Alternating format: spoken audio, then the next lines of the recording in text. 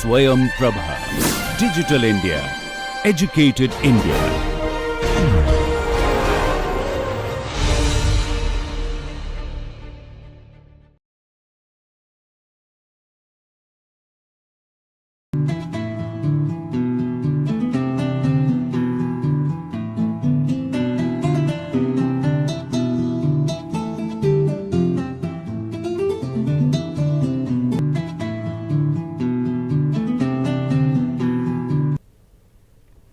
Hello everybody, welcome back to the course on employment communication.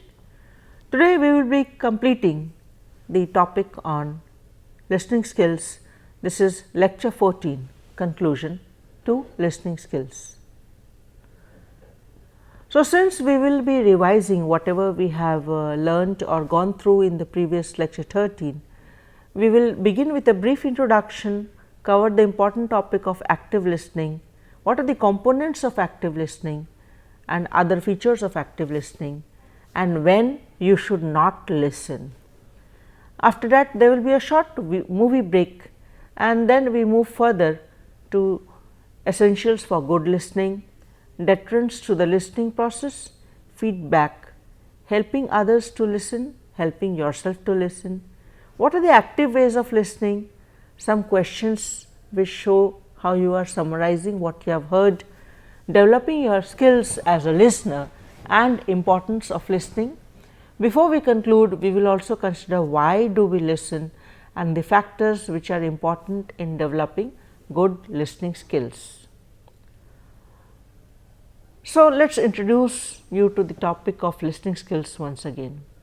You see that as we have gone through the pedagogical process in school, we have learned to read, write and speak, but rarely has anybody or any teacher in fact focused on the skill of developing our listening skills. Nobody has taught us listening or had us have lessons on improving our listening skills. This is quite unfortunate because listening skills is the most important foundation for any relationship. A good listener is a good speaker, is in turn also a good reader and writer. Apart from one-to-one relationship, good listening skills also is looked forward to those who would like to have you in their team. It has often been misunderstood as a passive activity, but the fact is that it is the active process. It is an active process and you have to willfully, cognitively, physiologically, psychologically involve yourself in this active process to be a good listener. So, advice is it is better to view listening as an active experience which requires attentive engagement with the speaker, constant engagement with the speaker. We have 4 components to be an active listener, and to show that you are an active listener, you have only 4 ways of responding. First is attending responses, second open-ended responses, third tracking responses and last is summarizing responses. Let us go to these in detail. As far as attending responses are concerned, they are of 2 types. First, the verbal aspect of it. What are the verbal indicators which show that you are actively responding and a good listener? Utterances, non-fluency such as I see, yes, interesting. These are some of the verbal indicators which show you to be attentive. And you have a friendly, informal, tentative tone of voice for such speakers. You make short statements and ask questions. You use simple language. For example, instead of word communicate, you use talk. Instead of correspondence, you use write. And a good listener is of course one who speaks less than 50% of the time. If we come to the non-verbal indicators, head nods and tilted head this side or maybe that side, head nods of course, suitable facial expression and a natural smile, open posture rather than this one, crossed arms, open palms, rather than clenched fists or keeping on fidgeting or moving in your chair or in your position. Regular eye contact, but not staring, and gestures, gesticulations with your hands which suit the context. Appropriate distance, this is usually an arm's length, which is 1.5 feet, or let us say 18 inches, something like that. What are the open ended responses which you can emit? These are the open ended questions which you can ask. Open ended questions are those questions which require more than yes no answer. They are not close ended. For example, are you married? Either yes or no, that is a close ended response. Open ended questions are otherwise. They usually start or imply what or how. For example, the questions which are given on this slide. And thinking about or talking about questions, a word of advice here, a word of caution: be cautious with the use of your questions. The first is, avoid leading questions that suggest that you know the answer to the question, but still you are asking the question. So, if you are going to say something like, you do not really want to do that, do you? It is not nice. Avoid why questions that imply judgments about the speaker's actions, motives, or maybe even intellect or intellectual capacity. For example, why didn't you try to solve the problem that way? Number 3 is to avoid too many questions, because that may suggest to the speaker that he is in the witness box. The speaker is being interrogated by you. So, this is an advice: avoid asking too many questions. We come to the third type of responses, which are tracking responses, and it shows that you are a reflective person. You are reflecting, you are thinking, because you are checking your understanding from time to time on the content, words and feelings aspect as expressed by the speaker. For example, if you have this question, you mean Jahan hasn't completed his part of the design specs? It shows you are concerned about content of the message from the speaker. On the other hand, number 2, suppose you say Jahan is not doing his share of the work, and a question at the end, and use the word say instead of mean in the first instance. You are talking about the exact words that have been used by the speaker.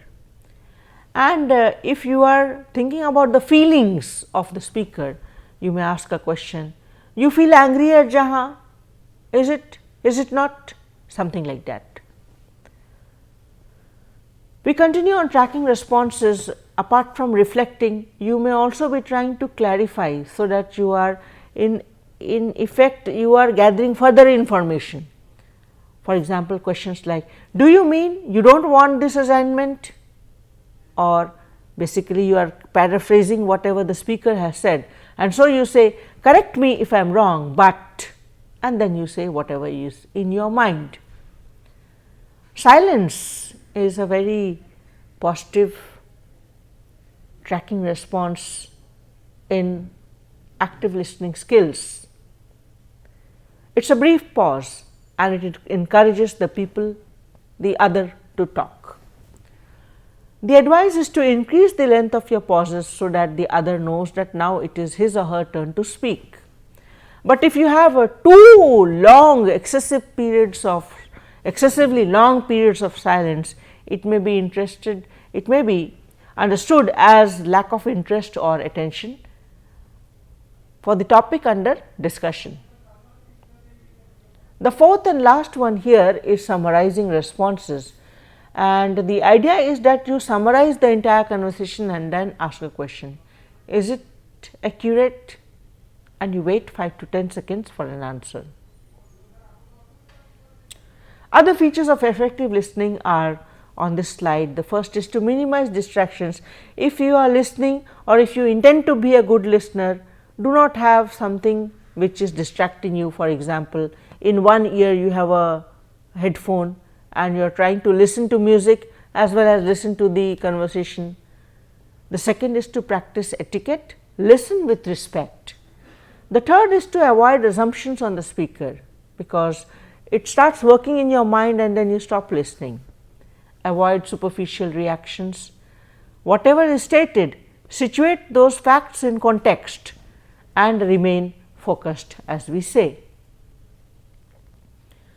Sometimes it is advised not to listen, and these are three kinds of scenarios which are put here. The first is when the speaker is verbally abusive, you have a right to stop listening. The second is when the speaker is monopolizing the conversation and nobody other can speak. And the third is when the speaker is in his own fantastic world and out of touch with reality. So, in these situations what you can do is you can be assertive, you can make your point. I will not listen. Point out also that the person is behaving inappropriately or unethically. And thirdly, state that you will not continue the conversation unless you are treated with respect. In extreme circumstances, you can end the conversation until the person has calmed down, in case the person is too reactive or emotionally charged. Before we come to the second part, I would like to show you this short video from Big Bang Theory on active listening. First there was PlayStation, aka PS1. Then there's PS2, PS3, and now PS4. And that makes sense. You'd think after Xbox there'd be Xbox 2, but no. Next came Xbox 360. And now, after 360, comes Xbox One. Why 1? Maybe that's how many seconds of thought they put into naming it. Can you get the butter, please? Yeah. However, with the Xbox One, I can control my entire entertainment system using voice commands. Up until now, I've had to use Leonard. Then get the other one. Pass the butter. Hang on. I don't feel like you're taking this dilemma seriously. Fine, Sheldon.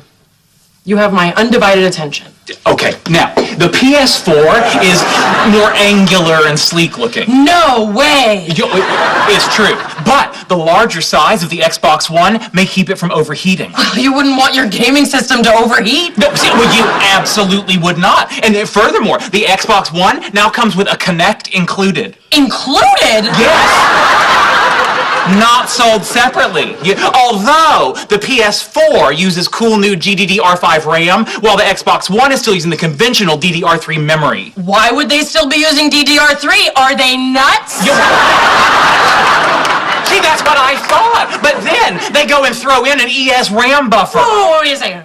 Who's they? The Xbox. You're kidding! No, I am not. This ES RAM buffer should totally bridge the 100 gigabit per second bandwidth gap between the two RAM types. This is a nightmare. How will you ever make a decision? See, I don't know. What should I do? Please pass the butter!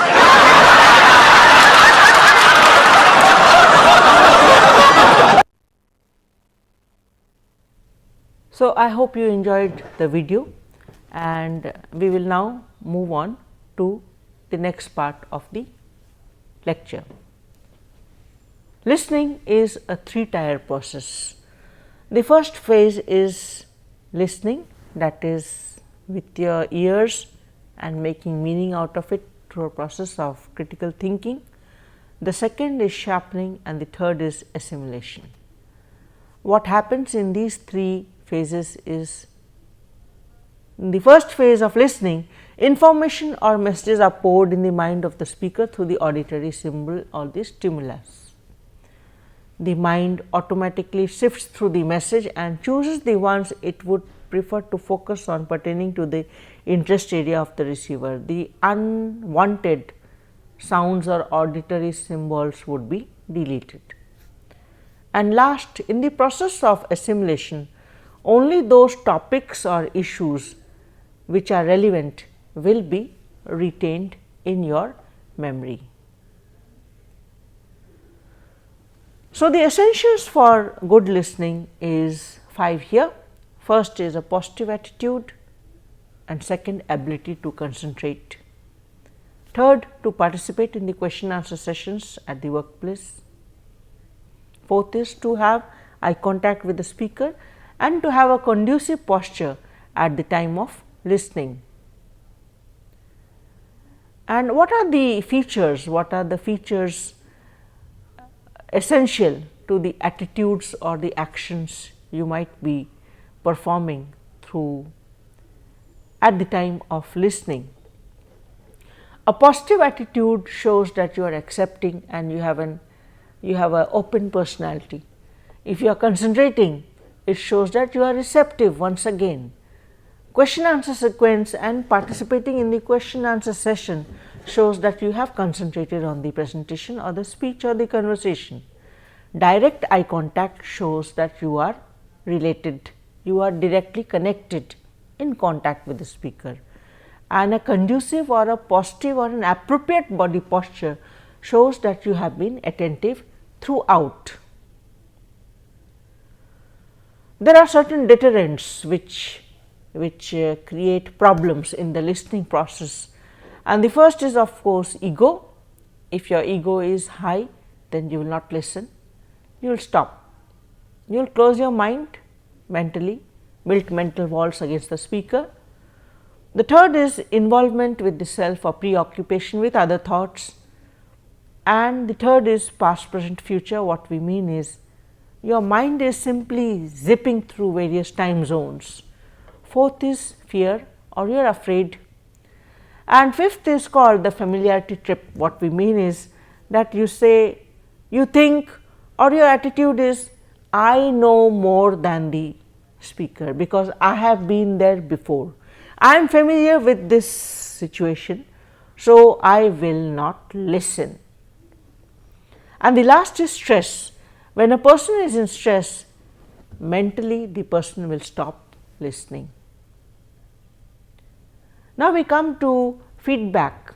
As we have said in the previous lecture, listening skills introduction, lecture 13, what we said is that in the communication chart or the communication process, you have the speaker, the listener, the message going from speaker to listener, and the reverse process is called the feedback.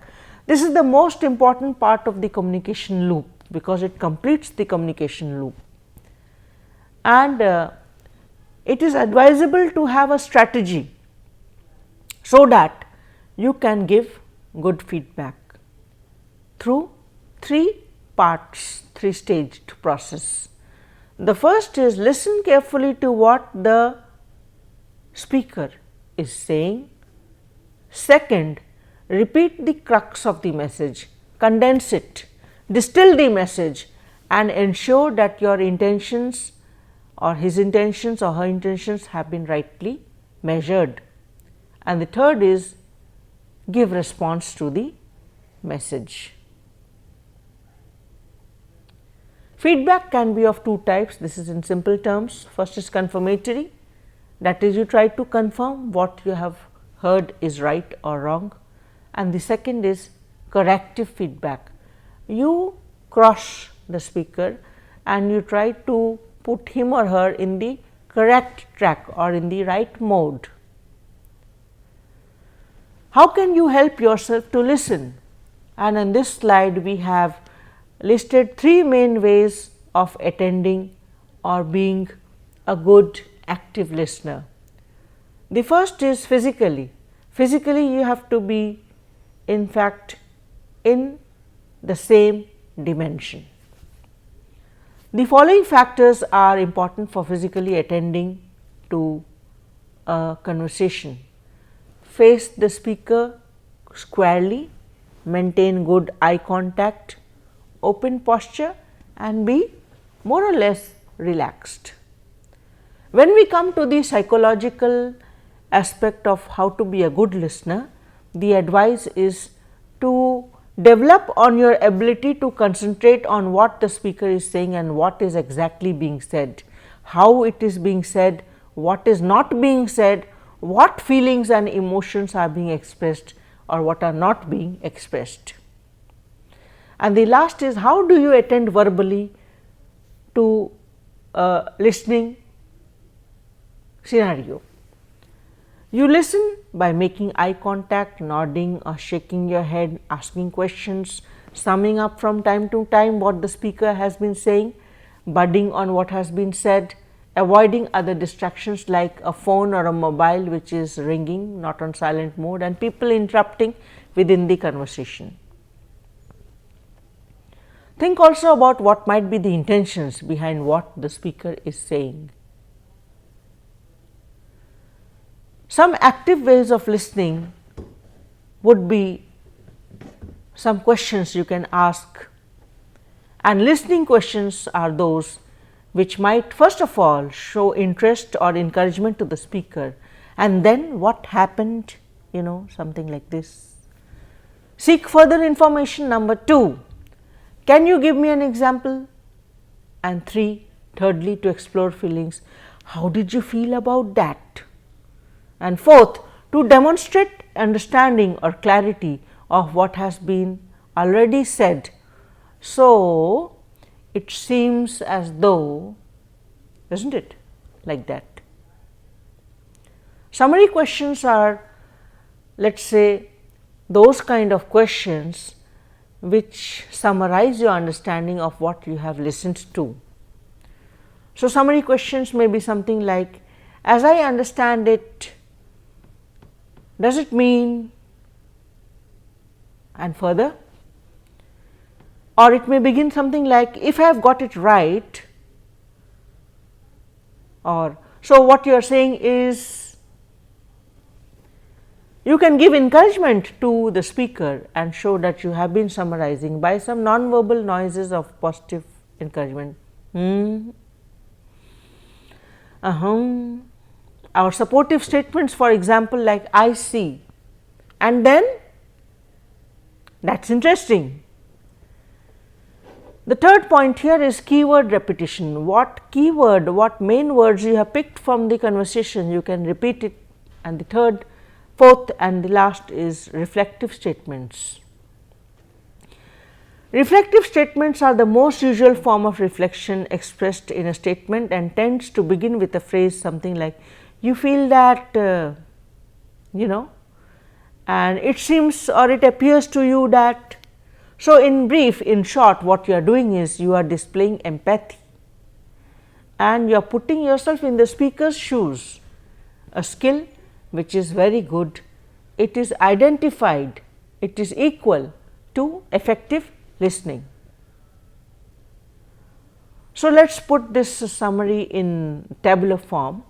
If the question form is non-verbal noises, supportive statements and keyword repetition, it shows interest and encouragement to the speaker. If you extend, it shows you seeking further information or details on the topic. The third is reflective statements. You are exploring the feelings in greater depth and detail.